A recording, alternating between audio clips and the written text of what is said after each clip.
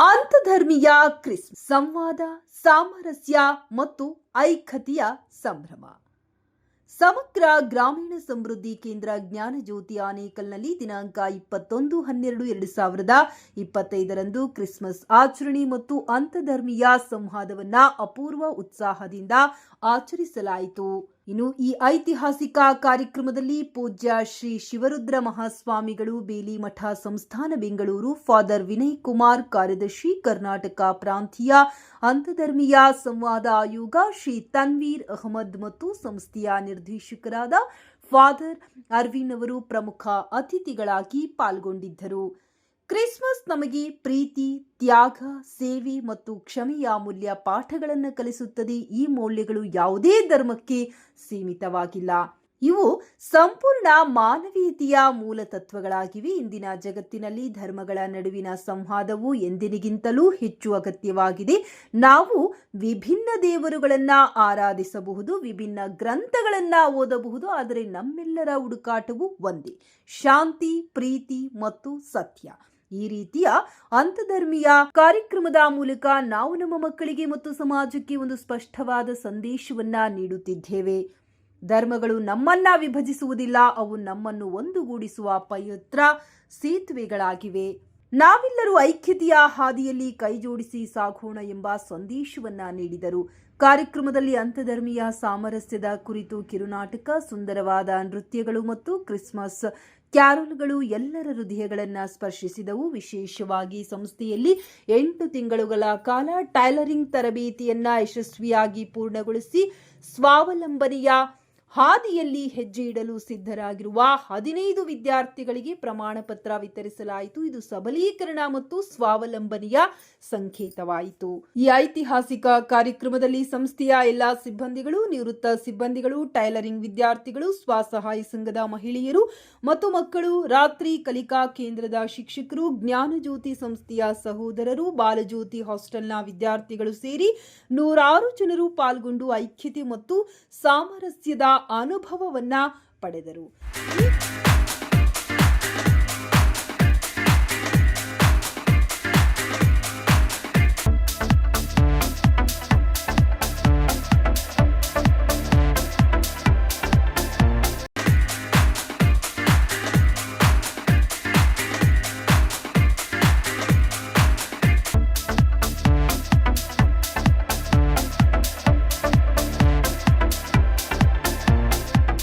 ಇದು ನಮ್ಮ ಸಮಾಜದಲ್ಲಿ ಸೌಹಾರ್ದತೆ ಮತ್ತು ಏಕತೆಯ ಬೀಜವನ್ನು ಬಿತ್ತುವ ಪವಿತ್ರ ಪ್ರಯತ್ನವಾಗಿದೆ. ಕ್ರಿಸ್ಮಸ್ ನಮಗೆ ಕಲಿಸುವುದು ಏನು? ಕ್ರಿಸ್ಮಸ್ ಕಲಿಸುವುದು ತ್ಯಾಗ, ಪ್ರೀತಿ, ಸೇವೆ ಮತ್ತು ಕ್ಷಮೆ. ಈ ಮೌಲ್ಯಗಳು ಯಾವ ಧರ್ಮದಲ್ಲಿ ಸೀಮಿತವಾಗಿಲ್ಲ. ಇವು ಮಾನವೀಯತೆಯ ಮೂಲದ ತತ್ವಗಳಾಗಿವೆ. ಇಂದಿನ ಜಗತ್ತಿನಲ್ಲಿ ಧರ್ಮಗಳ ನಡುವಿನ ಸಂವಾದವು ಎಂದೆಂದಿಗೂ ಹೆಚ್ಚಾಗುವುದು ಅಗತ್ಯವಿದೆ. ನಾವು ವಿಭಿನ್ನ ದೇವರನ್ನು ಆರಾಧಿಸುತ್ತೇವೆ, ವಿಭಿನ್ನ ಗ್ರಂಥಗಳನ್ನು ನಾವು ಓದುತ್ತೇವೆ, ಆದರೆ ನಮ್ಮೆಲ್ಲರ ಹುಡುಕಾಟ ಒಂದೇ ಆಗಿದೆ: ಶಾಂತಿ, ಪ್ರೀತಿ ಮತ್ತು ಸತ್ಯ. ಪ್ರಿಯರೇ, ಈ ಕಾರ್ಯಕ್ರಮದ ಉದ್ದೇಶ ಏನೆಂದರೆ ವಿವಿಧ ಧರ್ಮಗಳ ಸಮಾನ ಮೌಲ್ಯಗಳನ್ನು ನಾವು ಗುರುತಿಸುವುದು, ಪರಸ್ಪರ ಗೌರವ ಮತ್ತು ತಿಳುವಳಿಕೆಯನ್ನು ಬೆಳೆಸುವುದು, ಸಾಮ್ರಾಜ್ಯವನ್ನು ನಾವು ನಿರ್ಮಿಸುವುದು ಹಾಗೂ ಮುಂದಿನ ಪೀಳಿಗೆಗೆ ಸಹಿಷ್ಣುತೆಯ ಸಂದೇಶವನ್ನು ನೀಡುವುದಾಗಿದೆ. ಇಂದು ನಾವು ಇಲ್ಲಿ ವಿವಿಧ ಧರ್ಮಗಳ ಪ್ರತಿನಿಧಿಗಳು ಜನರು ಒಟ್ಟುಗೂಡಿದ್ದೇವೆ. ಇದು ನಮ್ಮ ವೈವಿಧ್ಯತೆಯನ್ನು ಆಚರಿಸುವ ಮತ್ತು ಏಕತೆಯನ್ನು ಬಲಪಡಿಸುವ ಒಂದು ಅವಕಾಶವಾಗಿದೆ. ಈ ಕಾರ್ಯಕ್ರಮದ ಮೂಲಕ ನಾವು ನಮ್ಮ ಮಕ್ಕಳಿಗೆ, ನಮ್ಮ ಸಮಾಜಕ್ಕೆ ಒಂದು ಸ್ಪಷ್ಟ ಸಂದೇಶವನ್ನು ನೀಡಲು ಬಯಸುತ್ತೇವೆ. ಅದು ಧರ್ಮಗಳು ನಮ್ಮನ್ನು ವಿಭಜಿಸುವುದಿಲ್ಲ, ಅವು ನಮ್ಮನ್ನು ಒಂದುಗೂಡಿಸುತ್ತವೆ. ಈ ಪವಿತ್ರ ಸಂದರ್ಭದಲ್ಲಿ ನಾನು ಹಾಗೂ ನಿಮ್ಮೆಲ್ಲರನ್ನು ಕರೆ ನೀಡುತ್ತೇನೆ. ಪ್ರೀತಿಯ, ಸಂತೋಷದ ಹಾಗೂ ಒಳ್ಳೆಯ ಜೀವನವನ್ನು ನಡೆಸುವ ಮನುಷ್ಯರಾಗಿ ನಾವು ಬಾಳೋಣ ಹಾಗೂ ಮಾನವೀಯ ಧರ್ಮವನ್ನು ಕಾಪಾಡಿ ನಮ್ಮ ಸಮಾಜವನ್ನು, ನಮ್ಮ ಕುಟುಂಬವನ್ನು, ನಮ್ಮ ಎಲ್ಲ ಜನರನ್ನು ನಾವು ಕಾಪಾಡಿಕೊಳ್ಳುವಂಥ ನಿಮ್ಮನ್ನು ನಾನು ಕೇಳಿಕೊಳ್ಳುತ್ತೇನೆ. ಎಲ್ಲರಿಗೂ ಕ್ರಿಸ್ಮಸ್ ಸಂದೇಶದ ಶುಭಾಶಯವನ್ನು ಹಾರೈಸುತ್ತಾ ಈ ಕಾರ್ಯಕ್ರಮವು ಯಶಸ್ವಿ ಆಗಲೆಂದು ಆ ಭಗವಂತನಲ್ಲಿ ನಾನು ಬೇಡಿಕೊಳ್ಳುತ್ತೇನೆ. ಧನ್ಯವಾದಗಳು. ಸರ್ವೇ ಸಂತು ನಿರಾಮಯಾಃ ಸರ್ವೇ ಭದ್ರಾಣಿ ಪಶ್ಯಂತು ಮಾ ಕಶ್ಚಿತ್ ದುಃಖ ಭಾಗ್ ಭವೇತ್. ಅಂದರೆ ಎಲ್ಲರೂ ಸುಖವಾಗಿರೋಣ, ಎಲ್ಲರೂ ಆರೋಗ್ಯವಂತರಾಗಿರೋಣ, ಎಲ್ಲರೂ ಪರಿಪೂರ್ಣತೆಯನ್ನು ಪಡೆಯೋಣ, ಯಾರೂ ದುಃಖಿಗಳಾಗಬಾರದು. ಇದು ಉಪನಿಷತ್ತಿನ ಒಂದು ಸ್ತೋತ್ರ. ಬಸವಣ್ಣನವರು ಹೇಳ್ತಾರೆ, ಇವನಾರವ ಇವನಾರವ ಇವನಾರವನೆಂದೆನಿಸದಿರಯ್ಯ, ಇವನಮ್ಮವ ಇವನಮ್ಮವ ಇವನಮ್ಮವನೆಂದೆನಿಸಯ್ಯ, ಕೂಡಲ ಸಂಗಮ ದೇವ ನಿಮ್ಮ ಮನೆಯ ಮಗುವೆಂದೆನಿಸಯ್ಯ. ನಾವೆಲ್ಲ ದೇವರ ಮನೆಯ ಮಕ್ಕಳು. ಒಬ್ಬ ಅಣ್ಣ, ಒಬ್ಬ ತಮ್ಮ, ಒಬ್ಬ ಚಿಕ್ಕವ, ಒಬ್ಬ ದೊಡ್ಡವ, ಇನ್ನೊಬ್ಬ ಪಕ್ಕದವನು, ಇನ್ನೊಬ್ಬರು. ಆದರೆ ಎಲ್ಲರೂ ಒಂದೇ ಮನೆ ಮಕ್ಕಳಲ್ವ. ಸಮಗ್ರ ಗ್ರಾಮೀಣ ಸಮೃದ್ಧಿ ಕೇಂದ್ರದ ಭಾವಜ್ಯೋತಿಯ ಈ ಭವನದಲ್ಲಿ ಈ ದಿನ ಒಂದು ಅಂತರ್ಮತೀಯ ಸಂವಾದ. ದೀಪಗಳು ಹಲವಾದರೂ ಬೆಳಕು ಒಂದೇ ಅಲ್ವಾ?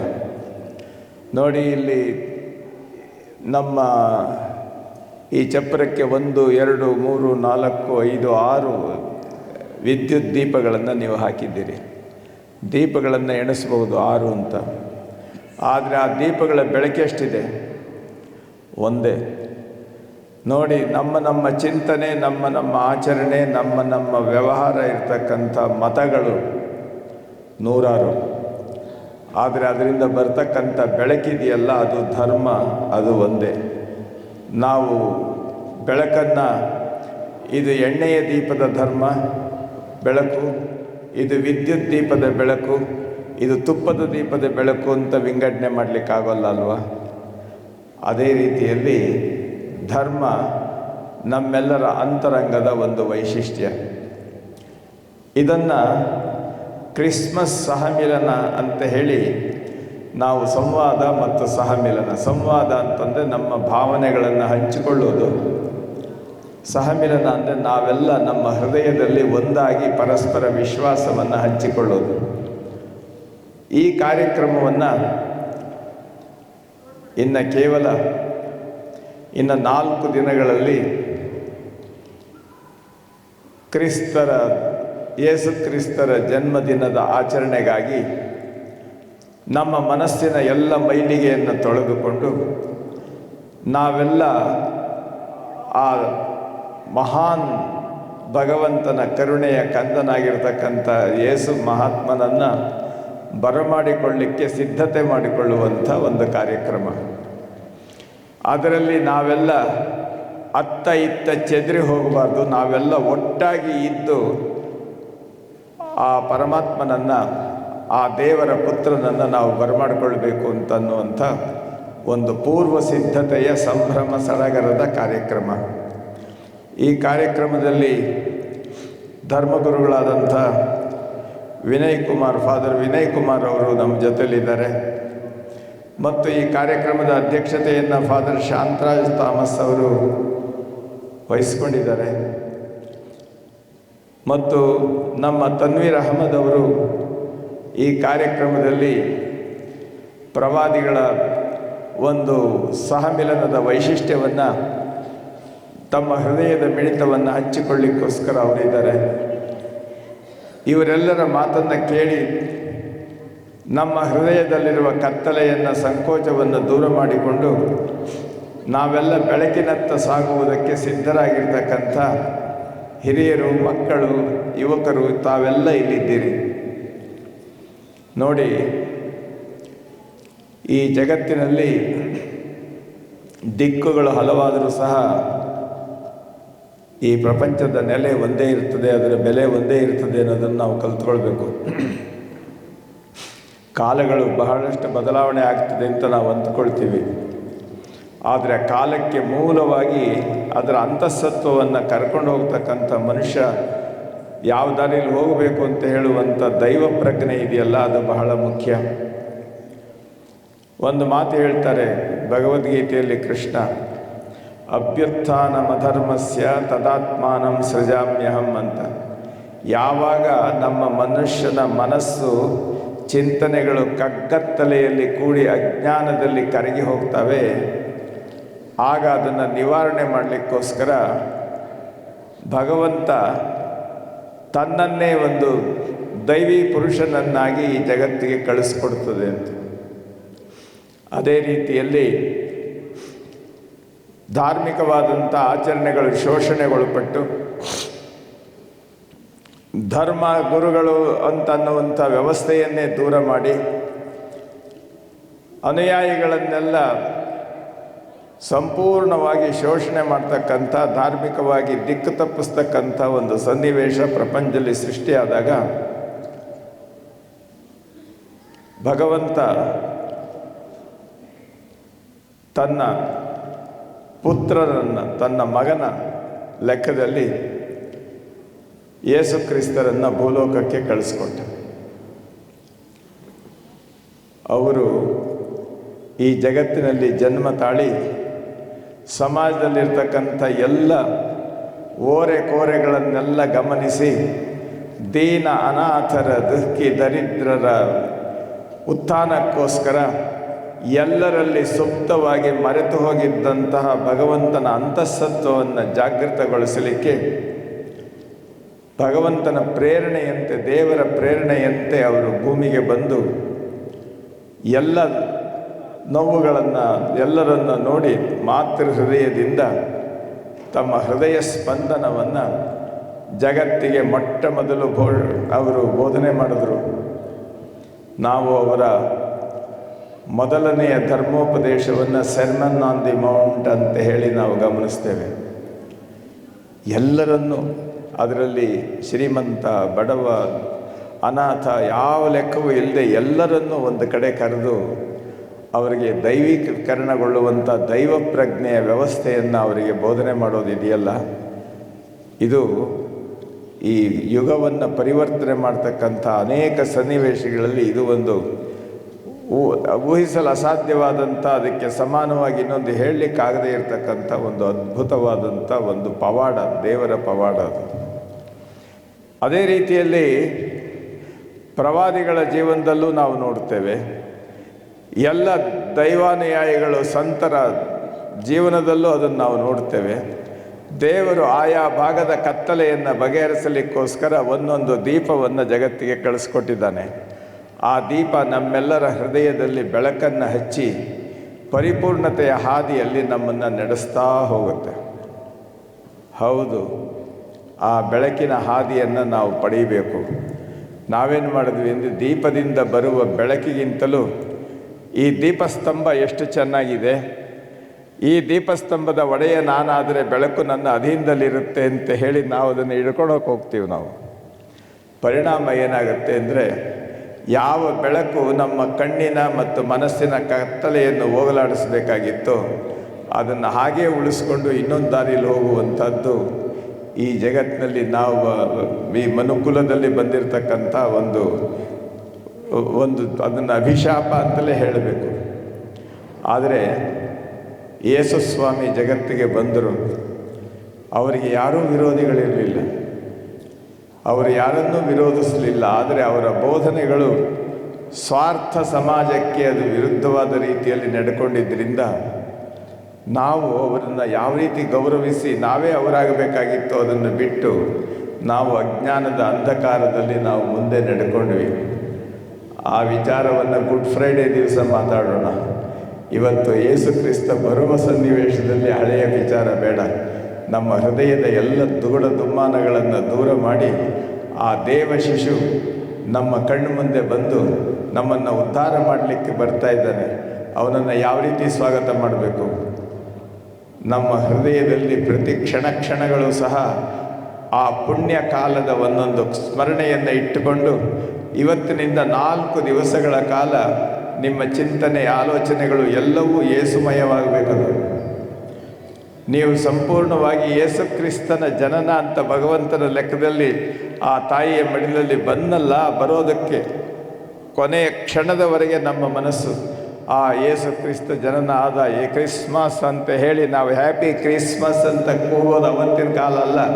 ಈ ಕ್ಷಣದಿಂದ ಕೂಡಿಟ್ಟಂಥ ನಮ್ಮ ಮನಸ್ಸಿನ ತಳಮಳಗಳನ್ನೆಲ್ಲ ನಮ್ಮ ಬುದ್ಧಿ, ಭಾವನೆ, ಪ್ರಜ್ಞೆ ಎಲ್ಲವನ್ನು ಸೇರಿಸಿಕೊಂಡು ಆ ದಿನಕ್ಕಾಗಿ, ಆ ಕ್ಷಣಕ್ಕಾಗಿ ಕಾಯುವಂತಹ ತಳಮಳವನ್ನು ನಾವು ರೂಪಿಸಿಕೊಳ್ಳಬೇಕು ಅನ್ನೋದಿದೆಯಲ್ಲ, ಅದು ನಮ್ಮ ವಿಕಾಸಕ್ಕೆ ಬೇಕಾಗ್ತಕ್ಕಂಥ ಒಂದು ಧರ್ಮದ ನೆಲೆ ಅಲ್ವಾ. ಈ ನೆಲೆಯಲ್ಲಿ ನಿಮ್ಮೆಲ್ಲರಿಗೆ ಪ್ರೇರಣೆಯನ್ನು ಕೊಟ್ಟು ಯೇಸುವನ್ನು ಬರಮಾಡಿಕೊಳ್ಬೇಕಾದ್ರೆ ನಮ್ಮ ಮನಸ್ಸನ್ನು ಎಷ್ಟು ಶುದ್ಧವಾಗಿ ಇಟ್ಟುಕೊಳ್ಬೇಕು. ನಾವು ಆ ಬೆಳಕನ್ನು ತೆಗೆದುಕೊಳ್ಳಲಿಕ್ಕೆ, ಆ ಅಮೃತವನ್ನು ನಾವು ನೋಡಲಿಕ್ಕೆ, ಅದನ್ನು ಅನುಭವಿಸಲಿಕ್ಕೆ, ನಮ್ಮ ಮನಸ್ಸಿಗೆ ಸ್ವಾಗತ ಮಾಡಲಿಕ್ಕೆ ನಾವು ಎಷ್ಟು ಸಿದ್ಧತೆ ಮಾಡಿಕೊಳ್ಬೇಕು. ಅದನ್ನು ಎಲ್ಲರಿಗೆ ಹಂಚಿಕೊಂಡು ಯಾವ ರೀತಿ ನಾವು ಬದುಕನ್ನು ಬೆಳಕಾಗಿಸ್ಕೊಳ್ಬೇಕು ಅಂತನ್ನುವಂಥದ್ದರ ಮೂಲ ವಿಚಾರ ಇದೆಯಲ್ಲ, ಅದೇ ಈ ಸಂವಾದ, ಬೇರೆ ಇನ್ನೇನೂ ಇಲ್ಲ. ನಾವು ಮಾಡಬೇಕಾದ್ದು, ಯೇಸು ಪ್ರತಿ ವರ್ಷ ನಾವು ಕ್ರಿಸ್ಮಸ್ ಹಬ್ಬವನ್ನು ಆಚರಣೆ ಮಾಡ್ತೇವೆ, ಯೇಸುವಿನ ಜನನ ಅಂತ ನಾವು ತಿಳ್ಕೊಳ್ತೇವೆ. ಆದರೆ ಅದು ಒಂದು ದಿವಸದ ಹಬ್ಬ ಅಲ್ಲ, 365 ದಿವಸಗಳು ನಮ್ಮ ಬದುಕನ್ನು ಬೆಳಕಿನ ಹಾದಿಯಲ್ಲಿ ಕೊಂಡೊಯ್ಯತಕ್ಕಂಥ ಒಂದು ಸಂಕಲ್ಪ ಸಿದ್ಧಿ ಮತ್ತು ಬದ್ಧತೆ ಇದೆಯಲ್ಲ, ಅದು ಬಹಳ ಮುಖ್ಯವಾಗ್ತದೆ. ಹೌದು, ಪ್ರತಿ ವರ್ಷ ನಾವು ಮಾಡ್ತೇವೆ. ಹೌದು, ಕಳೆದ ವರ್ಷ ನಾವು ಅದರಲ್ಲಿ ಸೋತಿದ್ದೇವೆ ಅಥವಾ ಅದರಲ್ಲಿ ನಾವು ಏನು ಸ್ವಲ್ಪ ಕಳ್ಕೊಂಡಿದ್ದೇವೆ ಅದನ್ನು ಮತ್ತೆ ಸೇರಿಸೋಣ, ಮತ್ತೆ ಯೇಸುವನ್ನು ನಮ್ಮ ಹೃದಯದಲ್ಲಿ ಪ್ರತಿಷ್ಠೆ ಮಾಡಿಕೊಳ್ಳೋಣ ಅಂತ ಅನ್ನುವಂಥ ಒಂದು ತಳಮಳ, ದಣಿವರಿಯದ ಚಿಂತನೆ ಇದೆಯಲ್ಲ, ಅದು ನಮಗೆ ಬಹಳ ಮುಖ್ಯವಾದದ್ದಾಗ್ತದೆ. ಆ ನೆಲೆಯಲ್ಲಿ ನಾವು ಯೇಸು ಸ್ವಾಮಿಯನ್ನು ಬರಮಾಡಿಕೊಳ್ಳಲಿಕ್ಕೆ ಹೇಗೆ ಸಿದ್ಧತೆ ಮಾಡಿಕೊಳ್ಳೋಣ. ಅದಕ್ಕೆ ಪ್ರೇರಣೆ ಯಾರು? ಅವರೇ. ಅದಕ್ಕೆ ಪೂರಕವಾದ ಶಕ್ತಿ ಕೊಡುವವರಾರು? ಅವರೇ. ಅವರಿಲ್ಲದೆ ಬೇರೆ ಇನ್ನೇನೂ ಇಲ್ಲವಲ್ಲ. ಇದನ್ನು ಒಬ್ಬ ಸಂತ ಕವಿ ಹೇಳ್ತಾನೆ, ತೇರಾ ತುಜ್ಕೋ ಅರ್ಪಣ್ ಫಲ ಕ್ಯಾ ಲಾಗೆ ಮೇರಾ. ಎಲ್ಲವೂ ಒಂದೇ, ಆದರೆ ನಾವು ಅವನ ಮಡಿಲ ಮಗುವಾಗಿ ಧನ್ಯತೆಯನ್ನು, ಮಾನ್ಯತೆಯನ್ನು ಪಡೆಯೋಣ. ಆ 4 ದಿವಸಗಳ ಸಿದ್ಧತೆಯ ಒಂದು ಸಮನ್ವಯ ಸಮಿತಿ ಇದು. ನೋಡಿ, ಇಲ್ಲಿ ಅಂತರ್ಧರ್ಮ, ಅಂತರ್ಮತ ಅಂತನ್ನುವಂಥ ಆಲೋಚನೆ ಇದೆಯಲ್ಲ. ನೋಡಿ, ಒಂದು ಮನೆಯಲ್ಲಿ ಒಂದು ಮಗು ಜನನವಾದರೆ ಅಕ್ಕಪಕ್ಕದವರು, ಬಂಧು ಬಾಂಧವರು ಎಲ್ಲರೂ ಸೇರಿ ಸಂಭ್ರಮ ಪಡ್ತಾರಲ್ವ. ಆ ಲೆಕ್ಕದಲ್ಲಿ ಯೇಸು ಕ್ರೈಸ್ತ ಧರ್ಮದ ಗುರು ಅಥವಾ ಮಾರ್ಗದರ್ಶಕ ಅಂತ ಅನ್ನೋದಲ್ಲ. ಒಂದು ಧರ್ಮದ ಜ್ಯೋತಿ ಹಚ್ತಾ ಇದೆ ಎಂದಾಗ ಎಲ್ಲ ಮತಗಳು ಸಹ ಅದರ ಜೊತೆಯಲ್ಲಿ ಕೈ ಜೋಡಿಸ್ಬೇಕು. ಎಲ್ಲವೂ ಸಹ ಅದರಲ್ಲಿರ್ತಕ್ಕಂಥ ಮೂಲ ಸತ್ವದ ನೆಲೆಯನ್ನು ಎಲ್ಲರೂ ಅರ್ಥ ಮಾಡಿಕೊಂಡು ಪರಸ್ಪರಂ ನೋಡಿ, ಅದಕ್ಕೆ ಉಪನಿಷತ್ತಿನ ಋಷಿ ಹೇಳ್ತಾರೆ, ಪರಸ್ಪರಂ ಭಾವಯಂತಹ ಶ್ರೇಯ ಪರಮವಾಪ್ಸ್ಯಥ ಅಂತ. ಎಲ್ಲರೂ ಎಲ್ಲರ ಜೊತೆ ಸೇರಿ, ಎಲ್ಲರೂ ಎಲ್ಲರಿಗೆ ಸಹಾಯಕರಾಗಿ, ಎಲ್ಲರೂ ಎಲ್ಲರಿಗೆ ಪ್ರೋತ್ಸಾಹವನ್ನು ಕೊಟ್ಟು, ಎಲ್ಲರೂ ಬೆಳಕನ್ನು ಪಡೆಯೋಣ ಅಂತ. ಹೌದು, ಇವತ್ತು ಕ್ರಿಸ್ತ ರೂಪದಲ್ಲಿ ಪರಮಾತ್ಮನ ದೇವಪುತ್ರ ಬರ್ತಾ ಇದ್ದಾನೆ. ನಾವು ಕೃಷ್ಣ ಜಯಂತಿ ಅಂತ ಮಾಡ್ತೇವೆ, ಕೃಷ್ಣನ ರೂಪದಲ್ಲಿ ಬರ್ತಾನೆ. ಇದು ಪ್ರವಾದಿಗಳ ಜನ್ಮದಿನ ಅಂತ ಮಾಡ್ತೇವೆ, ಪ್ರವಾದಿಗಳ ರೂಪದಲ್ಲಿ ಬರ್ತಾನೆ. ಭಗವಂತ 10 ದಿಕ್ಕಿನಲ್ಲಿ ಮನುಷ್ಯರ ಕಡೆ ಮುಖ ಮಾಡಿಯೇ ಬರ್ತಾ ಇರ್ತಾನೆ. ನಾವು ಎಲ್ಲವನ್ನು ಸ್ವೀಕಾರ ಮಾಡುವಂಥ ಲೆಕ್ಕ ಆದಾಗ ನಮ್ಮ ಬಲ ಎಷ್ಟು ಜಾಸ್ತಿ ಆಗ್ತದಲ್ವ. ಆ ರೀತಿ ನಾವೆಲ್ಲ ಒಗ್ಗಟ್ಟಾಗಿ ಧರ್ಮದ ಬೆಳಕಿನಲ್ಲಿ ನೋಡಿ,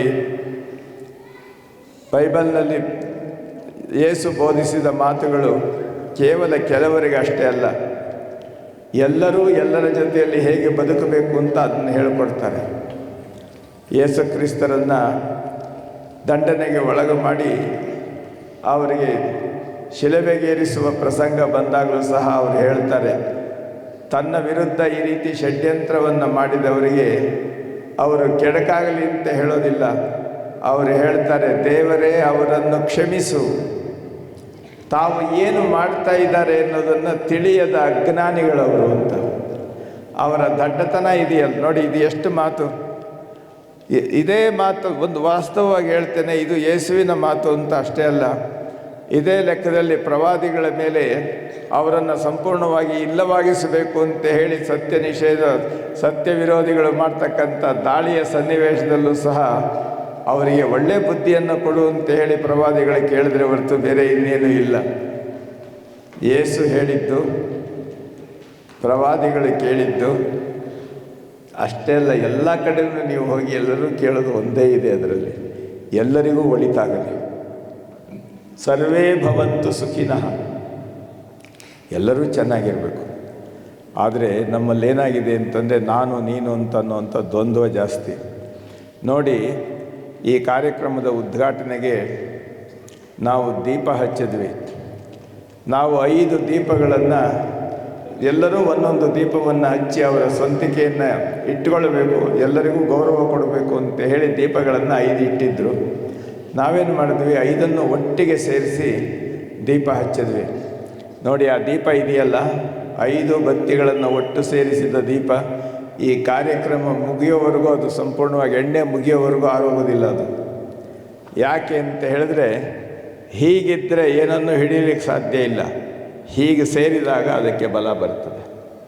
ನೋಡಿ, ಒಂದು ಹಿಂದೂ ಬತ್ತಿಯನ್ನು ಸೇರಿಸಿದ್ವಿ, ಒಂದು ಕ್ರೈಸ್ತ ಬತ್ತಿಯನ್ನು ಸೇರಿಸಿದ್ವಿ, ಒಂದು ಇಸ್ಲಾಂ ಬತ್ತಿಯನ್ನು ಸೇರಿಸಿದ್ವಿ, ಇನ್ನೊಂದು ಜಗತ್ತಿನ ಎಲ್ಲ ಧರ್ಮಗಳ ಬತ್ತಿಯನ್ನು ಸೇರಿಸಿದ್ವಿ. ಎಲ್ಲ ಒಟ್ಟು ಸೇರಿಸಿ ಹಚ್ಚಿದ್ದು ಮಾನವೀಯತೆಯ ಧರ್ಮದ ಜ್ಯೋತಿ ಎಷ್ಟು ಅದ್ಭುತವಾಗಿ ಉರಿತಾ ಇರ್ತದೆ ನೋಡಿ. ಇದನ್ನು ನಾವು ಕಲಿಬೇಕು. ನೀವು 5 ದೀಪ ಬೇರೆ ಬೇರೆ ಹಚ್ಚಿದ್ರೆ ಇಷ್ಟೊತ್ತಾಗಲೇ 2-3 ದೀಪ ಆರೋಗಿರೋದು. ಸಂಘಚ್ಛತ್ವಂ ನೋಡಿ, ಇದನ್ನು ಋಷಿಗಳು ಹೇಳ್ತಾರೆ. ಸಂಘಚ್ಛತ್ವಂ, ಒಟ್ಟಿಗೆ ನಡೆಯೋಣ. ಸಂವದತ್ವಂ, ಒಟ್ಟಿಗೆ ಕೂಡಿ ಚಿಂತನೆ ಮಾಡೋಣ. ಸಂವೋ ಮನಾಂಸಿ ಜಾನತಾಂ, ಎಲ್ಲರ ಮನಸ್ಸುಗಳನ್ನು ಒಟ್ಟುಗೂಡಿಸೋಣ. ಇದು ಬಹಳ ಮುಖ್ಯ. ಈ ಕಾರ್ಯಕ್ರಮ ಅಂಥ ಸಮನ್ವಯ ಮತ್ತು ಜೋಡಣೆಯ ನೆಲೆಯಲ್ಲಿ ಈ ದಿವಸ ನಮ್ಮ ಸಮಗ್ರ ಗ್ರಾಮೀಣ ಅಭಿವೃದ್ಧಿ ಕೇಂದ್ರ ಜ್ಞಾನಜ್ಯೋತಿಯ ಬೆಳಕಿನಲ್ಲಿ ಈ ಕಾರ್ಯಕ್ರಮವನ್ನು ನಡೆಸ್ತಾ ಇದೆ. ಇದರಲ್ಲಿ ಭಾಯಿಗಳಾದಂಥ ನೀವೆಲ್ಲರೂ ಸಹ ಆ ಭಗವಂತನ ಕೃಪೆಗೆ ಪಾತ್ರರಾದವರು. ನಿಮ್ಮನ್ನೆಲ್ಲ ನೋಡಿ ನಾವು ಸಹ ಧನ್ಯತೆಯನ್ನು ಪಡೆದಿದ್ದೇವೆ. ಎಲ್ಲರಿಗೂ ಶುಭವಾಗಲಿ ಮತ್ತು ಹ್ಯಾಪಿ ಕ್ರಿಸ್ಮಸ್ ಡೇ. ನಾವೆಲ್ಲರೂ ಒಂದೇ, ನಮ್ಮ ಸೃಷ್ಟಿಕರ್ತ ಒಬ್ಬನೇ. ಸೊ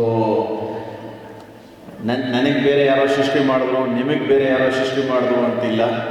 ನಮ್ಮೆಲ್ಲರ ಸೃಷ್ಟಿಕರ್ತ ಒಬ್ಬನೇ. ಇನ್ನೊಂದು ಏನಂದರೆ, ಈ ನಾವು ಏನು ಹುಟ್ಟಿದ್ದೀವಿ ಸಾವು ಖಚಿತ. ಸೊ ನಮ್ಮಲ್ಲಿ ಒಂದು ಇದೆ, ಕುಲ್ಲು ನಫ್ಸಿನ್ ಝಾಯಿಕತುಲ್ ಮೌತ್, ಅಂದರೆ ಏನೇನು ಹುಟ್ಟುತ್ತೆ ಅದಕ್ಕೆ ಸಾವಿದೆ. ಸೊ ಈ ಒಂದು ಹುಟ್ಟು ಮತ್ತು ಸಾವದ ನಂತರ ಏನು ನಮ್ಮ ಜೀವನ ಇದೆ, ಇದನ್ನು ಹೆಂಗೆ ಸಾಗಿಸ್ಬೇಕು, ಹೆಂಗೆ ನಡೆಸ್ಕೋಬೇಕು, ಅದೇ ಇದು. ಸೊ ಅದಕ್ಕಾಗಿ ದೇವರು ತಮ್ಮ ಪ್ರವಾದಿಗಳು ಮತ್ತು ಗ್ರಂಥಗಳು ಏನೇನು ಕೊಟ್ಟಿದ್ದಾರೆ ಅದರಲ್ಲಿ ನಾವು ಹೆಂಗೆ ಬಾಳಬೇಕು ಅಂತಲೂ ಇದೆ. ಸೊ ಪ್ರೀತಿಯಿಂದ, ಸೌಹಾರ್ದತೆಯಿಂದ ಬೇರೆಯವರ ಸೇವೆ ಮಾಡಿಕೊಂಡು ನಾವು ಇಲ್ಲಿಂದ ನಾವು ತೊಡಸ್ಕೋಬೇಕು ಅಂತ ಈ ಮೆಸೇಜು. ಇನ್ನೊಂದು, ನಾವು ಏನೇ ಮಾಡಿದ್ರು, ಒಳ್ಳೇದು ಮಾಡಿದ್ರು ಯಾರೋ ನೋಡ್ತಿದ್ದಾನೆ ಬರ್ಕೊಳ್ತಿದ್ದಾನೆ ಅಂತ ನನ್ನ ಭಾವನೆ. ಕೆಟ್ಟದ್ದು ಮಾಡಿದ್ರು ನೋಡ್ತಿದ್ದಾರೆ, ಅದನ್ನು ಬರ್ಕೊಳ್ತಿದ್ದಾರೆ ಅಂತ ನನ್ನ ಭಾವನೆ. ಸೊ ನಾವು ಏನು ಮಾಡಿದ್ರು, ನಾವು ಇಲ್ಲಿ ಕಳ್ತನ ಮಾಡಿದ್ವಿ ಅಥವಾ ಯಾರಿಗೋ ಹೊಡೆದ್ವಿ, ಯಾರೂ ನಮಗೇನು ಶಿಕ್ಷೆ ಕೊಟ್ಟಿಲ್ಲ ಅಂತಿಲ್ಲ. ನಾಳೆ ಅದಕ್ಕೆ ಶಿಕ್ಷೆ ದೇವರು ಕೊಡ್ತಾನೆ ಅಂತ ಭಾವಿಸಿದರೆ ನಾವು ತಪ್ಪು ಮಾಡೋದಿಲ್ಲ ಅಂತ ಒಂದು ಭಾವನೆ. ಮತ್ತು ನಮ್ಮ ಕೆಲಸ ಹೇಳಬೇಕಂದ್ರೆ, ಅದು ಕೋವಿಡ್ ಸಂದರ್ಭದಲ್ಲಿ ನಾನು ಮುಖ್ಯವಾಣಿಗೆ ಬಂದೆ. ಆ ಸಂದರ್ಭದಲ್ಲಿ ಯಾರು ಮೃತಪಟ್ಟರು ಆ ದೇಹಗಳಿಗೆ ಯಾರೂ ಮುಟ್ತಿರಲಿಲ್ಲ. ಸೊ ಮರ್ಸಿ ಏಂಜಲ್ ಅಂತ ನಮ್ಮ ತಂಡ 2500 ಇಂದ ಹೆಚ್ಚು ಪಟ್ಟು ಅಂತಿಮ ಕ್ರಿಯೆ ಮಾಡಿದ್ವಿ. ಅಂದರೆ ಅವರವರ ಸಮುದಾಯದ ಪದ್ಧತಿ ಪ್ರಕಾರ ಅಂತಿಮ ಕ್ರಿಯೆ ಮಾಡಿಕೊಟ್ವಿ. ಆ ಸಂದರ್ಭದಲ್ಲಿ ಅನೇಕ ಬಾರಿ ಆನೇಕಲ್ಗೂ ಬರೋ ಸಂದರ್ಭ ಇತ್ತು. ಇಲ್ಲಿ ಆನೇಕಲ್ ಗೌರ್ಮೆಂಟ್ ಹಾಸ್ಪಿಟ್ಲಿಂದನೂ ಹಲವಾರು ಬಾಡಿಗಳು ತೊಗೊಂಡು ಹೋಗಿದ್ದೀವಿ. ಮತ್ತು ಆ ಸಂದರ್ಭದಲ್ಲಿ ಸರ್ಕಾರ, ಯಾಕಂದರೆ ನಮ್ಮ ಚಿತಾಗಾರಗಳು ಎಲ್ಲೆಲ್ಲಿದೆ, ಇಲ್ಲಿ ಕೂಡ್ಲು ಅಲ್ಲಿದೆ, ಅಲ್ಲೆಲ್ಲ ಫುಲ್ 2 ಫರ್ನೆಸ್ ಇರುತ್ತೆ. ಅದು ಸಾಕಾಗ್ತಿರ್ಲಿಲ್ಲ. ಮೃತಪಟ್ಟರ ಸಂಖ್ಯೆ ತುಂಬ ಜಾಸ್ತಿ ಇತ್ತು. ಸೊ ತಾವರೆಕೆರೆ ಮತ್ತು ಆನೇಕಲ್ಲೇ ಒಂದು ಬರ್ನಿಂಗ್ ಸೆಂಟರ್ ಮಾಡಿದರು. ಸೊ ಇಲ್ಲಿ ಬರ್ನಿಂಗ್ ಸೆಂಟ್ರಿಗೂ ಅನೇಕ ಬಾರಿ ಬರೋ ಸಂದರ್ಭ ಇತ್ತು. ಇನ್ನು ಹೇಳಬೇಕಂದ್ರೆ ಈ ಒಂದು ಪ್ರೋಗ್ರಾಮ್ ಸೈಂಟ್ ಜೋಸೆಫ್ ಸಂಸ್ಥೆಯಲ್ಲಿ ನಡೆದಿದೆ. ನನ್ನ ವಿದ್ಯಾಭ್ಯಾಸ PUC ಸೈಂಟ್ ಜೋಸೆಫ್ PU ಕಾಲೇಜಲ್ಲಿ ನಡೀತು. ನನ್ನ 1 ವರ್ಷ ಡಿಗ್ರಿನೂ ಅಲ್ಲಿ ಮಾಡಿದೆ, ಮತ್ತು ಪುನಃ ಇಂಜಿನಿಯರಿಂಗ್ ಸೇರಿಕೊಂಡೆ. ನಾನು ಹೇಳೋಕ್ಕೆ ಬಯಸೋದು ಏನಂದರೆ, ನಮ್ಮ ಮನೆಯಲ್ಲಿ ಟಿ ವಿ ಇಲ್ಲ. 10 ವರ್ಷ ಆಯಿತು ನಮ್ಮ ಮನೇಲಿ ಟಿ ವಿ ಇಲ್ಲ. ಯಾಕಂದರೆ ಅದರಿಂದ ಏನು ವ್ಯಾಲ್ಯೂ ಆ್ಯಡ್ ಆಗಲ್ಲ. ನೀವು ನ್ಯೂಸು ಪ್ರೋಗ್ರಾಮ್ಸು ಅದರಲ್ಲೆಲ್ಲ ಬರೀ ಆ ಸಮುದಾಯ ಈ ಸಮುದಾಯ ದ್ವೇಷ ಬಿಟ್ಟು ಬೇರೆ ಏನಿಲ್ಲ. ಸೊ ನಾನು ಏನು ಬಯಸ್ತೀನಿ ಅಂದರೆ, ಅದನ್ನು ನಂಬಡಿ. ಟಿ ವಿಯಲ್ಲಿ ತೋರಿಸೋದು, ಟಿ ವಿಯಲ್ಲಿ ಈ ಡಿಬೇಟ್ಸ್ ಏನೇನು ಬರುತ್ತೆ, ಅದರಿಂದ ಏನು ಒಳ್ಳೇದು, ಸಮಾಜಕ್ಕೆ ಏನು ಒಳ್ಳೆಯದಾಗಲ್ಲ. ನಾವೆಲ್ಲ ಬಾಳಬೇಕು. ಈಗ ನಾನು ನನ್ನ ವಿದ್ಯಾಭ್ಯಾಸಗೆ ಅಲ್ಲಿ ಒಂದು ಕ್ರಿಶ್ಚಿಯನ್ ಸಂಸ್ಥೆಗೆ ಹೋಗ್ತೀನಿ. ಈಗ ಸ್ವಾಮೀಜಿ ಮಾತಾಡಿದ್ರು. ನಮ್ಮ ತಾತ ಒಬ್ಬರು ಕನ್ನಡ ಕವಿ SK ಕರೀಂ ಖಾನ್ ಅಂತ, ಅವರು ಎಂತೆಂಥ ಗೀತೆಗಳು ಬರೆದಿದ್ದಾರೆ ಅಂದರೆ, ಎಲ್ಲ ಮಂತ್ರಾಲಯ ಇರಲಿ, ರಾಘವೇಂದ್ರ ಇರಲಿ, ತಿರುಪತಿಗಿರಲಿ, ಅವರು ಮುಸ್ಲಿಂ ಬಾಂಧವರಾದರೂ ಕೂಡ ಅವರ ಕೊಡುಗೆ ಬೇರೆ ಬೇರೆ ಕ್ಷೇತ್ರ, ಜಾನಪದ ಇರಲಿ, ಚಲನಚಿತ್ರ ಇರಲಿ, ಮತ್ತು ಭಾವಗೀತೆಯಲ್ಲಿ ಅವರ ಕೊಡುಗೆ ಇದೆ. ಸೊ ಇಂಥ ಒಂದು ನಾವು ಕೂಡಿ ಬಾಳಿ ಒಬ್ರಿಗೊಬ್ಬರು ಸಪೋರ್ಟಿವ್ ಆಗಿದ್ದರೆ ಜೀವನ ಚೆನ್ನಾಗಿರುತ್ತೆ. ನಗ್ನಗ್ತಾ ನಾವು ಜೀವನ ನಡೆಸಿ ಆ ನಗುವನ್ನು ಹಂಚಿ ಬೇರೆಯವ್ರನ್ನ ಕಂಡುವರಿಸಿ ಬಾಳಿದರೆ ಆ ಬಾಳು ಉತ್ತಮ. ದ್ವೇಷ, ಅಸೂಯೆ ಇಂಥದ್ದು ಬೇಡ. ಇದರಿಂದ ಸಮಾಜಕ್ಕೆ ಯಾವುದೇ ಒಳ್ಳೆಯದಾಗೋದಿಲ್ಲ. ಇದೇ ಪ್ರವಾದಿಗಳು ಹೇಳಿದ್ದು ಅದೇ, ಯೇಸು ಕ್ರೈಸ್ತರು ಹೇಳಿದ್ದು ಅದೇ. ಮತ್ತು ಈ ಯೇಸು ಕ್ರೈಸ್ತರ ಬಗ್ಗೆ ಹೇಳಬೇಕಂದ್ರೆ, ನಮ್ಮ ಕುರಾನಲ್ಲಿ ವಿಶೇಷವಾಗಿ ಅನೇಕ ಕಡೆ ಅವರ ಉಲ್ಲೇಖ ಇದೆ. ನಮ್ಮ ಕುರಾನಲ್ಲಿ ಸೂರೆ ಮರಿಯಮ್ ಅನ್ನೋ ಒಂದು ಚಾಪ್ಟರ್ ಇದೆ. ಸೊ ಅದರಲ್ಲಿ ವಿಶೇಷವಾಗಿ ಅವರ ಹುಟ್ಟು ಮತ್ತು ಅವರ ಸಾಧನೆ ಬಗ್ಗೆ ವಿಶೇಷವಾಗಿ ಹೇಳಿದ್ದಾರೆ. ಸೊ ಇದೆಲ್ಲ ನಂಬಿಕೆ ಇದೆ. ಅದೇ ಥರ ದೇವರು ಒಬ್ಬನೇ, ಎಲ್ರಿಗೂ ಅವನೇ ಸೃಷ್ಟಿಕರ್ತ ಅಂತ ಹೇಳ್ತಾ ನಾವೆಲ್ಲರೂ ಒಟ್ಟಾಗಿ ಬಾಳಬೇಕು. ಮತ್ತು ಯಾವುದೂ ಶಾಶ್ವತ ಇಲ್ಲ. ನಾವೆಲ್ಲರೂ ಇಲ್ಲಿ ಬಂದಿದ್ದೀವಿ, ಒಂದು 20 ವರ್ಷನೋ 50 ವರ್ಷನೋ 100 ವರ್ಷನೋ ಬಾಳ್ತೀವಿ, ಹೋಗ್ತೀವಿ. ಸೊ ನಗ್ನಗ್ತಾ ಬಾಳೋಣ, ಪ್ರೀತಿ ಹಂಚ್ಕೊಳ್ಳೋಣ ಅಂತ ಹೇಳಿ ನನ್ನ ಮಾತು ಮುಗಿಸ್ತೀನಿ. Thank you. ನಾನು ಹೋಗೋದಿಲ್ಲ, ಅಯ್ಯೋ ಈ ಕತ್ತಲಲ್ಲೆಲ್ಲಾದರೂ ಮನೆಗೆ ಹೋಗಿ ಸೇರೋಕ್ಕಾಗತ್ತಾ, ನಾನು ಹೋಗಲ್ಲ. ಮೇರಿ ಹೇಳ್ತಾರೆ, ಅಯ್ಯೋ ನಮಗೇನು ಆಗಲ್ಲ ಅಂತೇಳಿ. ಸುಶೀಲಕ್ಕ ಒಂದು ಐಡಿಯಾ ಮಾಡ್ತಾ ಇದ್ದಾರೆ. ಅವ್ರು ಹೇಳ್ತಾರೆ, ನೋಡು ಅಲ್ಲಿ ಬೆಳಗ್ಗೆ ಕಾಣ್ತಾ ಇದೆ, ನನಗೆ ಟಿವಿ ಕಾಣ್ತಾ ಇದೆಯಾ? ಎಲ್ಲಕ್ಕ ಎಲ್ಲಿ ಬೆಳಗ್ಗೆ ಕಾಣ್ತಾ ಇಲ್ಲ? ಸುಶೀಲಕ್ಕ ಹೇಳ್ತಾರಂತೆ, ನೋಡು ನಿನಗೆ ದೇವ್ರ ಮೇಲೆ ನಂಬಿಕೆ ಇದ್ರೆ ಮಾತ್ರ ಬೆಳಗ್ಗೆ ಕಾಣುತ್ತೆ. ಅವಾಗ ಮಾಧ್ಯಮ ಹೌದು ಕಾಣ್ತಾ ಇದೆ ಮೇರಿ ಹೇಳಿದ್ರೆ ಹೌದು ಕಾಣ್ತಾ ಇದೆ, ನನಗೆ ಬೆಳಗ್ಗೆ ಕಾಣ್ತಾ ಇದೆ. 3 ಜನ ನಡ್ಕೊಂಡು ಬಂದ್ಬಿಟ್ಟಂತೆ. ಬಂದಾದ್ಮೇಲೆ ಬೆಳಿಗ್ಗೆ ಈ ಫಾತಿಮಾ ಬೇಗಂ ಕೇಳಿದಂತೆ ಸುಶೀಲಕ್ಕನಿಗೆ, ಸುಶೀಲಕ್ಕ ನಿನ್ನೆ ರಾತ್ರಿ ನೀನು ಹೇಳಿದ್ರೆ ಬೆಳಕು ಅಂತ ಒಂದು ನಿಜ ಹೇಳ್ತೀನಿ ಸುಶೀಲಕ್ಕ, ದೇವರನ್ನ ನೀನು ಬೆಳಕೆ ಕಾಣಲಿಲ್ಲ. ಅಯ್ಯೋ ಹೌದಾ, ಇದು ಮೇರಿನ ಕೇಳೋಣ, ಮೇರಿ ನಿನ್ನ ಬೆಳಕು ಕಾಣ್ತಾರೆ. ಮೇರಿ ಹೇಳಿದಂತೆ ನನಗೂ ಕಾಣಲಿಲ್ಲ ಅಂತ ಸುಶೀಲಕ್ಕ ಹೇಳಿದಂತೆ, ನೀವಿಬ್ಬರದಂತೆ ನನ್ನದು ಅದೇ ರಾಗ, ನನಗೂ ಕಾಣಲಿಲ್ಲ. ನಾನು ಸುಳ್ಳು ಹೇಳಿದೆ ನಿಮಗೆ, ನನಗೆ ಯಾವ ಬೆಳಕು ಕಾಣಲಿಲ್ಲ ಅಂತ. ಆಗ ಇಬ್ಬರು ಕಿತ್ತಾಡ್ತಾರೆ, ಯಪ್ಪ ಏನಿದು, ನೀನು ಬೆಳಕಿದೆ ಅಂತ ಹೇಳಿದ್ರೆ ನೀನು ಹೇಳಿಕ್ಕೆ ನಾವು ಹೇಳಿದ್ವಿ ಬಂದ್ಬಿಡ್ವಿ ಅಂತೇಳಿ. ಅವಾಗ ಎದುರುಗಡೆ ಬಂದ ಒಬ್ಬರು ಹಿರಿಯ ಸದಸ್ಯರು ಹೇಳ್ತಾರಂತೆ, ಯಾರೆಲ್ಲ ನೀವು ನಿಮ್ಮ ನಂಬಿಕೆಯಲ್ಲಿ ದೇವರನ್ನ ಕಂಡ್ರಿ ನಿಮ್ಗೆಲ್ರಿಗೂ ಬೆಳಕು ಕಾಣ್ತು, ನಿಮ್ಗೆಲ್ರಿಗೂ ಬೆಳಕು ಕಾಣ್ತು. ಯಾವಾಗ ನೀವು ಒಗ್ಗಟ್ಟಾಗಿದ್ರಿ ಆಗ ನಿಮಗೆ ಬೆಳಕು ಕಾಣ್ತು, ನೀವೆಲ್ಲ ಸುರಕ್ಷಿತವಾಗಿ ವಾಪಸ್ ಬಂದ್ರಿ ಅಂತೇಳಿ. ನೋಡಿ, ಇರುವಂತಹ ಎಲ್ಲ ರೀತಿಯ ಸದಸ್ಯರೇ, ಗೌರವಾನ್ವಿತ ಮಹನೀಯರೇ, ಯಾವಾಗ ನಾವು ಒಗ್ಗಟ್ಟಾಗಿರ್ತೀವಿ, ಯಾವಾಗ ಒಂದಾಗಿರ್ತೀವಿ, ಆಗ ನಮ್ಮ ದೇವರುಗಳು ನಮಗೆ ಕಾಣ್ತಾರೆ. ನಾವು ಯಾವಾಗ ಧರ್ಮದ ಜಗಳವನ್ನು ಮಾಡ್ತೀವಿ, ಧರ್ಮಗಳ ಮಧ್ಯೆ ವಿಷಬೀಜನ ಬಿತ್ತನೆ ಆಗುತ್ತೆ, ಯಾವಾಗ ಕಲಹಗಳು, ಯಾವಾಗ ಗಲಾಟೆಗಳಾಗ್ತವೆ, ಆಗ ನಮ್ಮಲ್ಲಿ ನಾವು ದೇವರನ್ನು ಕಾಣಲಿಕ್ಕೆ ಸೋತಿರ್ತೀವಿ. ನಾವು ಯಾವಾಗ ಸೋಲ್ತೀವಿ, ನಮ್ಮಲ್ಲಿ ಪ್ರೀತಿ ಇರೋದಿಲ್ಲ, ಅವಾಗ ಸೋಲ್ತೀವಿ. ಈಗ ಒಂದು ಸಣ್ಣ ನಾಟಕ ನೋಡಿದ್ರಿ, ಎಷ್ಟು ಚೆನ್ನಾಗಿದೆ. ಎಲ್ಲರೂ ಏನು ಚಪ್ಪಾಳೆ ಹೊಡೆದಿದ್ದೆ, ಎಲ್ಲರೂ ಏನು ತಟ್ಟಿದ್ದೆ ಚಪ್ಪಾಳೆ. ಯಾಕೆ ತಟ್ಟಿದ್ರಿ? ನಮ್ಗೆಲ್ರಿಗೂ ಐಕ್ಯತೆ ಇಷ್ಟ, ಒಗ್ಗಟ್ಟು ಇಷ್ಟ. ಐಕ್ಯತೆಯ ಹಾದಿಯಲ್ಲಿ ಹಾಕಿದ್ದಾರೆ, ಎಷ್ಟು ಚೆನ್ನಾಗಿದೆ, ಒಳ್ಳೆ ಒಂದು ವಿಷಯ ಹಾಕಿದ್ದಾರೆ. ಆದರೆ ನಾವೆಲ್ಲರೂ ಐಕ್ಯತೆಯಿಂದ ಹೋಗ್ತಾ ಇದ್ದೀವ?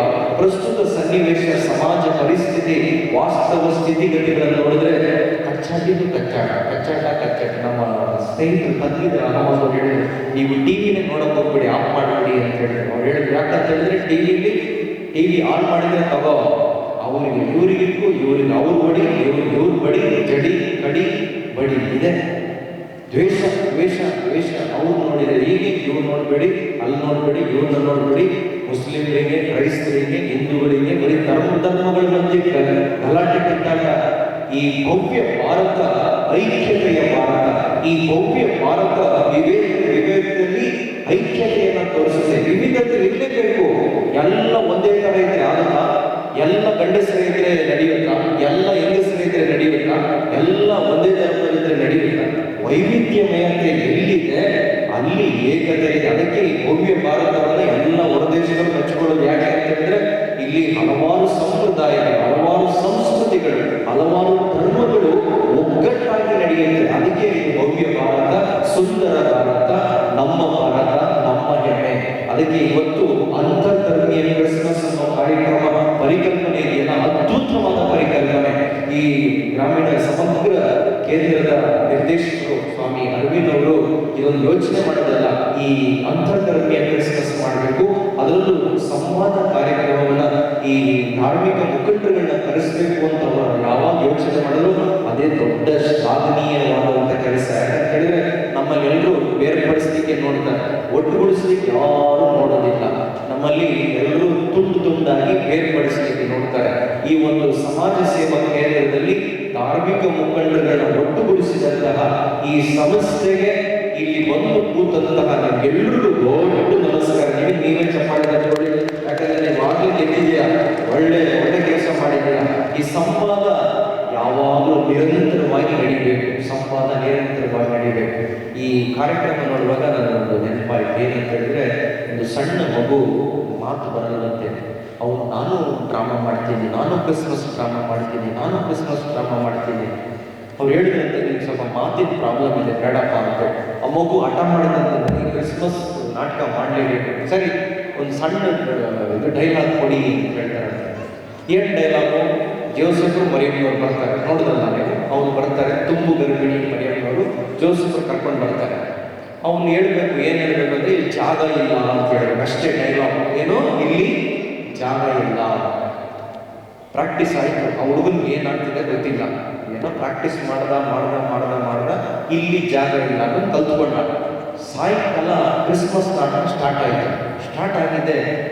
ತುಂಬು ಗರ್ಭಿಣಿ ಮರಿಯಮ್ಮನ ಜೋಸೆಫ್ ಕರ್ಕೊಂಡು ಬರ್ತಾ ಇದೆ. ಮಗು ನೋಡ್ತಾ ಇಲ್ಲ, ಮಗು ಬಹಳ ಬೇಸರ ಆಗ್ತಾ ಇದೆ. ಆ ಕತ್ತೆ ಮೇಲೆ ಮರಿಯಮ್ಮನ ಕರ್ಕೊಂಡು ಬರೋದು ಜೋಸೆಫ್, ಅಸಹಾಯಕ ಸ್ಥಿತಿ, ಆ ನೋವು, ಪ್ರಾರ್ಥನೆ. ಮಗು ನೋಡ್ತಾನೆ ಇರುತ್ತೆ. ಮಗು ಬಾಗಿಲ ಹತ್ರ ಬಂದು ಜೋಸೆಫ್ ತಟ್ತಾರೆ, ಟಕ್ ಟಕ್ ಇವನು ಬಾಗಿಲು ತೆಗೆದು ಇಲ್ಲಿ ಜಾಗ ಇಲ್ಲ ಅಂತ ಹೇಳಕ್ಕೆ ಬರ್ತಾನೆ ಇಲ್ಲ ಬಾಯಿ ಬಾಬಾ ಅಂತಾನೆ. ಪಕ್ಕದಲ್ಲಿ ಟೀಚರ್ ಇರ್ತಾರೆ, ಹೇಳು ಜಾಗ ಇಲ್ಲ ಅಂತ ಹೇಳು ಹೇಳು ಬೇಗ ಹೇಳು, ನಾಟಕ ಮುಂದುವರಿಬೇಕು, ಹೇಳು. ಅವ್ನು ಹೇಳ್ತಾನಂತೆ ಭಾಳ ಕಷ್ಟಪಟ್ಟು, ಇಲ್ಲಿ ಜಾಗ ಇಲ್ಲ ನಮ್ಮ ಮನೆಗೆ ಬನ್ನಿ, ಇಲ್ಲಿ ಜಾಗ ಇಲ್ಲ ನಮ್ಮ ಮನೆಗೆ ಬನ್ನಿ ಅಂತೇಳಿ.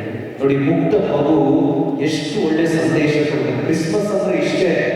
ಯೇಸು ಸ್ವಾಮಿ ಯಾವುದೇ ಒಂದು ಪ್ರತ್ಯೇಕ ಧರ್ಮಕ್ಕೆ ಬಂದಿಲ್ಲ.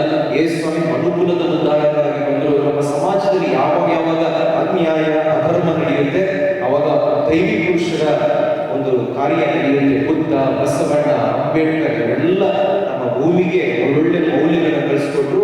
ಈ ಮೌಲ್ಯಗಳನ್ನು ಸ್ಥಾಪನೆ ಮಾಡಲಿಕ್ಕೆ, ಸ್ವರ್ಗ ಸಾಮ್ರಾಜ್ಯ ಸ್ಥಾಪನೆ ಮಾಡಲಿಕ್ಕೆ ಯೇಸು ಸ್ವಾಮಿ ಬಂದಿದ್ದರು. ಯೇಸು ಸ್ವಾಮಿ ಇಡೀ ಮನುಕುಲದ ಉದ್ಧಾರಕರು. ಅವರು ಬೋಧಿಸಿದಂತೆ ಬದುಕಿದರು, ಬದುಕಿದಂತೆ ನಡೆದರು. ತನ್ನ ಮೌಲ್ಯಗಳಿಗಾಗಿ, ಬದುಕಿಗಾಗಿ ತನ್ನನ್ನೇ ಶಿಲುಬೆ ಮೇಲೆ ಪ್ರಾಣಾರ್ಪಣೆ ಮಾಡಿದರು.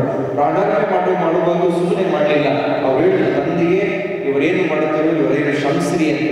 ನೋಡಿ, ನಾನು ಕೊಲೆ ಮಾಡ್ತಿರೋ ಮನುಷ್ಯನು ಸಂಸಂತಹ ವ್ಯಕ್ತಿ ನಿಜವಾಗ್ಲೂ ನನಗೆ ಗುರುವಾಗಿ ನನಗೆ ಒಂದೊಂದ್ಸಲ ಈ ಯೇಸುಸ್ವಾಮಿ ಮೇಲೆ ಆಶ್ಚರ್ಯ ಆಗುತ್ತೆ. ಏನಪ್ಪ ಇದು ಯೇಸುಸ್ವಾಮಿ, ಎಂತ ಯೇಸುಸ್ವಾಮಿ, ಕೊಲೆ ಮಾಡ್ತಿರೋರಿಗೆ ದೇವರೇ ಇವನ್ನ ಶ್ರಮಿಸಿ ಅಂತ. ಎಂತ ಮಹಾಪುರುಷ ಯೇಸುಸ್ವಾಮಿ.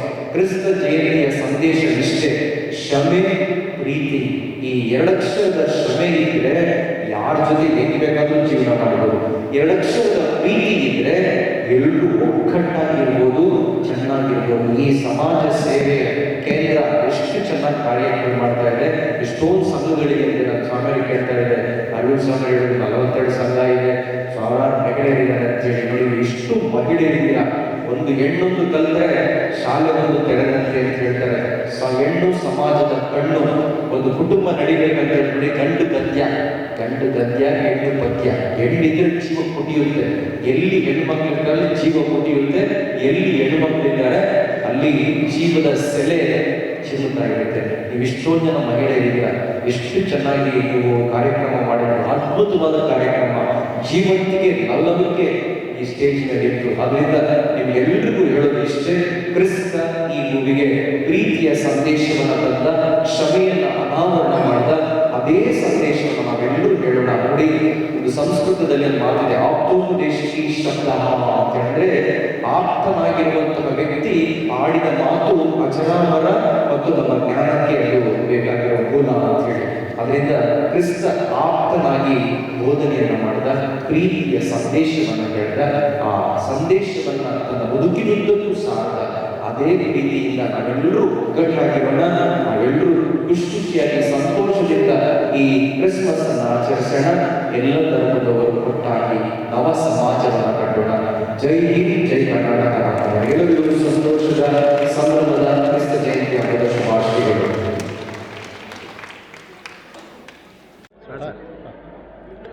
ಈ ಕ್ರಿಸ್ಮಸ್ ಆಚರಣೆಯ ಮುಖ್ಯ ಉದ್ದೇಶ ಏನಂತಂದರೆ, ಇವತ್ತು ನಾವು ನಮ್ಮ ಜ್ಞಾನಜ್ಯೋತಿಯ ಸುತ್ತಮುತ್ತಲಿರ್ತಕ್ಕಂಥ ಎಲ್ಲ ನೆರೆಹೊರೆಯವರ ಬಂಧು ಮಿತ್ರರ ಜೊತೆ ನಾವು ಕ್ರಿಸ್ಮಸ್ಸನ್ನು ಆಚರಿಸ್ತಾ ಇದ್ದೇವೆ. ಇದರ ಉದ್ದೇಶ, ಕ್ರಿಸ್ಮಸ್ ಅಂದರೆ ಕೇವಲ ಬಾಹ್ಯ ಆಚರಣೆಗಳು ಮಾತ್ರ ಅಲ್ಲ.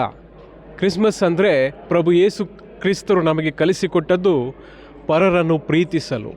ಹೀಗಿರುವಾಗ ನಾವು ಯಾವುದೇ ಧರ್ಮದವರಾಗಿರ್ಬೋದು, ಯಾವ ದೇವರನ್ನೇ ಪ್ರೀತಿಸ್ತಾ ಇರಬಹುದು, ಆದರೆ ಎಲ್ಲರೂ ನಾವು ಬಂಧು ಬಾಂಧವರೇ, ನಾವೆಲ್ಲ ಅಣ್ಣ ತಮ್ಮಂದಿರೇ, ನಾವೆಲ್ಲರೂ ಪರಸ್ಪರ ಒಬ್ಬರನ್ನೊಬ್ಬರು ಪ್ರೀತಿಸಬೇಕು.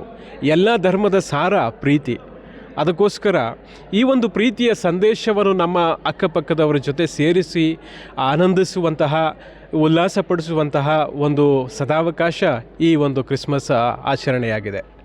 ನಾಳೆ ಮಾಡುವಂತಹ ಈ ಸರ್ವಧರ್ಮ ಒಂದು ಸಾಮರಸ್ಯದ ಸಂಭ್ರಮ ಏನಿದೆ, ಅದು ಎಲ್ಲ ಧರ್ಮದವರನ್ನು ಸೇರಿ ಎಲ್ಲ ಧರ್ಮದಲ್ಲಿರ್ತಕ್ಕಂಥ ಒಂದು ಶಾಂತಿಯ, ಪ್ರೀತಿಯ, ಐಕ್ಯತೆಯ ಸಂಕೇತವನ್ನು ಆಚರಿಸ್ತಾ ಇದ್ದೇವೆ.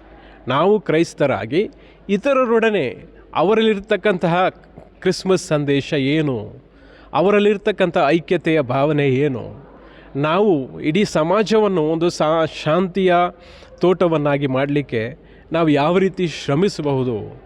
ನಾವು ಯಾವ ಯಾವ ದೇವರನ್ನು ಪ್ರೀತಿಸಿದರೂ ಸಹ ನಾವು ಮೊದಲು ಮಾನವರಾಗಬೇಕು. ಕುವೆಂಪು ಅವರು ಹೇಳುವ ಹಾಗೆ ನಾವು ವಿಶ್ವ ಮಾನವರಾಗಬೇಕು. ಅದೇ ರೀತಿ ಸಿದ್ದಯ್ಯ ಪುರಾಣಿಕರವರು ಒಂದು ಮಾತು ಹೇಳ್ತಾರೆ, ನೀನು ಹಿಂದೂ ಮುಸ್ಲಿಮನಾಗು, ಅಥವಾ ಬೌದ್ಧ ಕ್ರೈಸ್ತನೇ ಹಾಗೂ ಚಾರ್ವಾಕನೇ ಹಾಗೂ ಭೋಗ ಬಯಸಿ, ಆದರೆ ಮೊದಲು ನೀನು ಬಯಸಿದಂತಾಗು ಅಂತಂದರೆ ಮೊದಲು ಮಾನವನಾಗು. ಈ ಮಾನವತೆಯ ಸಂದೇಶವನ್ನು ಸಾರುವ ಎಲ್ಲ ಧರ್ಮಗಳ ಪ್ರತೀಕವಾಗಿ ನಾವು ನಾಳೆ ಇಲ್ಲಿ ಕ್ರಿಸ್ಮಸ್ ಆಚರಣೆಯನ್ನು ಮಾಡ್ತಿದ್ದೇವೆ. ಇದರ ಮುಖ್ಯ ಉದ್ದೇಶ ನಾನು ಮೊದಲೇ ಹೇಳಿದಂತೆ ಒಂದು ಐಕ್ಯತೆಯ, ಶಾಂತಿಯ, ಪ್ರೀತಿಯ, ಸೌಹಾರ್ದತೆಯ ಒಂದು ಸಂಕೇತವಾಗಿದೆ. ಅದಕ್ಕೋಸ್ಕರ ನಾವು ಇನ್ನೇನು ಡಿಸೆಂಬರ್ 25ರಂದು ಆಚರಿಸುವ ಕ್ರಿಸ್ಮಸ್ ಸಂದೇಶವಾಗಿ ನಿಮ್ಮೆಲ್ಲರಿಗೂ ತಿಳಿಸುವುದೇನೆಂದರೆ, ನಾವೆಲ್ಲ ನಮ್ಮ ಭಿನ್ನತೆಗಳನ್ನು ಮೀರಿ ನಾವು ಐಕ್ಯತೆಯ ಒಂದು ಸೋದರರಾಗೋಣ. ಅದೇ ರೀತಿ ನಾವೆಲ್ಲ ಶಾಂತಿಯ ತೋಟದಲ್ಲಿ ಶ್ರಮಿಸುವ ಯೋಧರಾಗೋಣ ಅಂಥೇಳಿ ಎಲ್ಲರಿಗೂ ಆಶಿಸುತ್ತಾ, ಹಾರೈಸುತ್ತಾ ನಾನು ನಿಮಗೆ ಕ್ರಿಸ್ಮಸ್ ಸಂದೇಶವನ್ನು ಅರ್ಪಿಸ್ತೇನೆ. ಅದೇ ರೀತಿ ನಿಮ್ಮೆಲ್ಲರಿಗೂ ಕ್ರಿಸ್ಮಸ್ ಹಬ್ಬದ ಹಾರ್ದಿಕ ಶುಭಾಶಯಗಳು. ಎಲ್ರಿಗೂ ನಮಸ್ಕಾರ. ನಾನು ಫಾದರ್ ಅರವಿಂದ್ ಜೀವನ್ ಪಾಯ್ಸ್, ಸಮಗ್ರ ಗ್ರಾಮೀಣ ಸಂಬಂಧಿ ಕೇಂದ್ರ ಆನೇಕಲ್ ನಿರ್ದೇಶಕರು.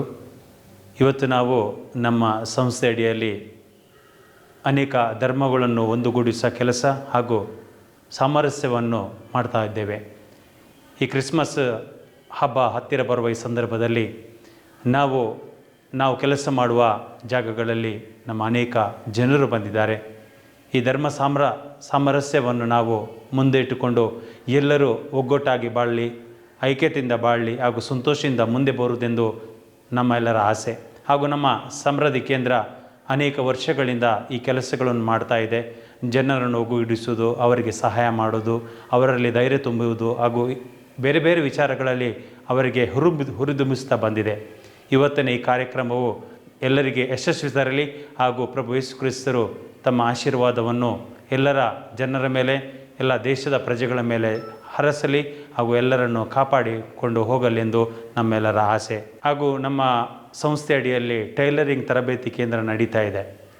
ಈ ವರ್ಷ ಸುಮಾರು 60 ಮಕ್ಕಳು ವಿದ್ಯಾಭ್ಯಾಸವನ್ನು ಮಾಡ್ತಾ ಇದ್ದಾರೆ. ಅದರಲ್ಲಿ 15 ಮಂದಿ ತಮ್ಮ 6 ಅಥವಾ 8 ತಿಂಗಳ ಈ ತರಬೇತಿಯನ್ನು ಮುಗಿಸಿ ಇವತ್ತು ತನ್ನ ಸರ್ಟಿಫಿಕೇಟನ್ನು ತೆಗೆದುಕೊಂಡು ಹೋಗುವ ಸಂದರ್ಭದಲ್ಲಿ ನಮಗೆಲ್ಲರಿಗೂ ಸಂತೋಷವಾಗ್ತಿದೆ. ಯಾಕೆಂದರೆ ಈ ಮಕ್ಕಳು 6 ಅಥವಾ 10 ತಿಂಗಳು ನಮ್ಮ ಸಂಸ್ಥೆಯಲ್ಲಿದ್ದು ಅಪಾರ ವಿಷಯಗಳ ಬಗ್ಗೆ ಕಲಿತಿದ್ದಾರೆ. ಟೈಲರಿಂಗ್ ಮಾತ್ರವಿಲ್ಲದೆ ಅವರಿಗೆ ನಾನಾ ರೀತಿಯ ಅನುಭವಗಳನ್ನು ನಾವು ಕೊಟ್ಟಿದ್ದೇವೆ. ಹಾಗೂ ಇವತ್ತು ಅವರು ಒಳ್ಳೆಯ ವಿದ್ಯಾರ್ಥಿಯಾಗಿ ಟೈಲರಿಂಗ್ ಆಗಿ ಹೊರ ಹೋಗುವ ಸಂದರ್ಭದಲ್ಲಿ ನಾನು ಅವರಿಗೆ ಯಶಸ್ಸನ್ನು ಬಯಸ್ತೇನೆ. ಅದು ಮಾತ್ರವಲ್ಲ, ನಮ್ಮ ಆನೇಕಲ್ ತಾಲೂಕಲ್ಲಿ ಅನೇಕ ಮಕ್ಕಳು ಮನೆಯಲ್ಲಿದ್ದಾರೆ. 10ನೇ ತರಗತಿ, PUC, ಡಿಗ್ರಿ ಮುಗಿಸಿ ಮನೆಯಲ್ಲಿದ್ದವರು ನಮ್ಮ ಸಂಸ್ಥೆಗೆ ಬನ್ನಿ. ನಮ್ಮ ಸಂಸ್ಥೆಯಲ್ಲಿ ಟೈಲರಿಂಗನ್ನು ಕಲೀರಿ, ಮಾತ್ರವಲ್ಲ ಎಲ್ಲ ಮೌಲ್ಯಗಳನ್ನು ಕಲಿಯಿರಿ ಹಾಗೂ ನಿಮ್ಮ ಬದುಕನ್ನು ರೂಪಿಸಲು ಒಂದು ಅವಕಾಶ